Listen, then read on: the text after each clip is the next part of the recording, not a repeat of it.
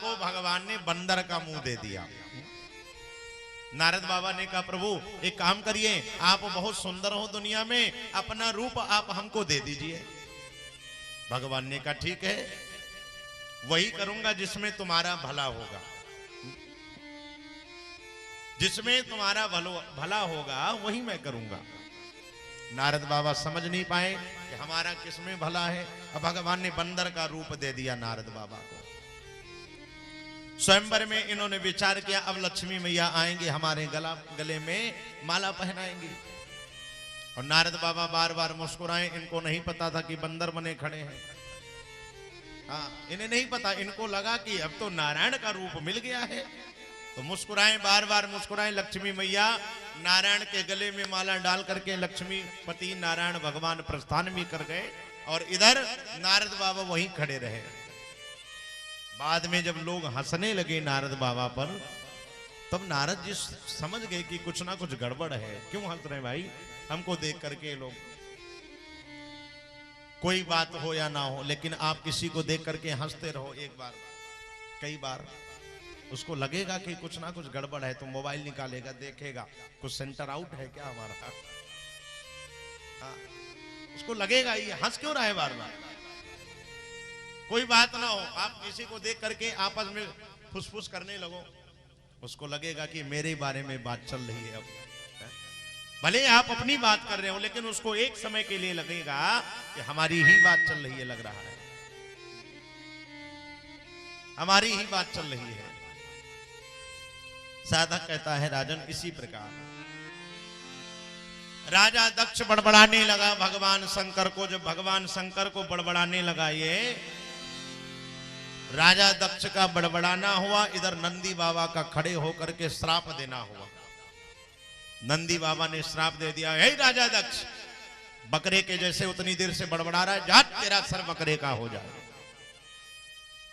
इधर जो नंदी बाबा ने राजा दक्ष को श्राप दिया, राजा दक्ष के पक्ष से भृगु मुनि जी ने नंदी बाबा को श्राप दे दिया, हे नंदी, शंकर के सारे गढ़ पाखंडी हो जाएं। अब तो नंदी बाबा ने तुरंत पलटवार कर दिया, हे बाबा, तुम्हारे जैसे बाबा भिकमंगे हो जाएं।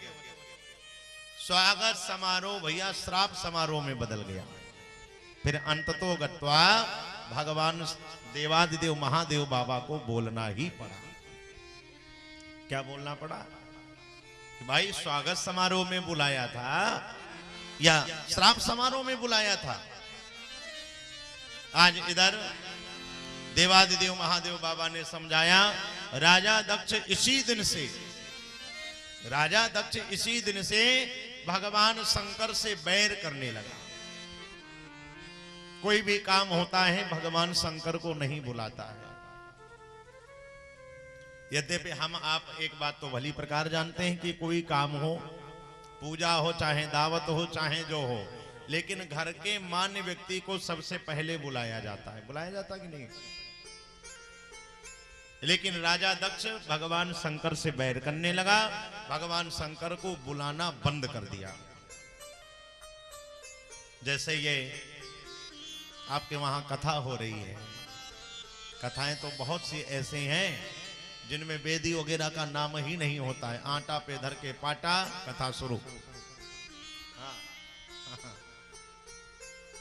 हम लोग भी वेदी, अगर भगवान का मंदिर नहीं है तो कहते हैं भैया जरूर बनाओ, जिस देवता का स्थान होना चाहिए उसका कथा में दिया जाए। अगर मंदिर है तो उसी में पूजा करवाओ, नहीं है तो वेदी बना लीजिए, आप देवताओं का आवाहन करेंगे।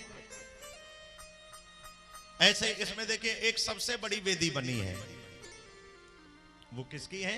भगवान शंकर की वेदी है। वो देखने में ही प्रधान लग रही होगी, क्यों?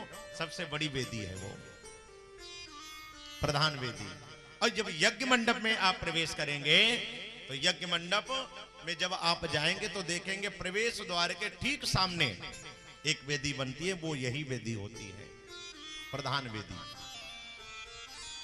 कोई भी पूजन हो और अगर भगवान शंकर का पूजन नहीं होता है तो समझ जाइए वो कार्य आपका पूर्ण नहीं होगा, वो कार्य आपका पूर्ण नहीं होगा। इसलिए वेदियों का भी बड़ा सुंदर हमारे आपके जीवन में महत्व है। पूजन करना चाहिए, दर्शन करना चाहिए।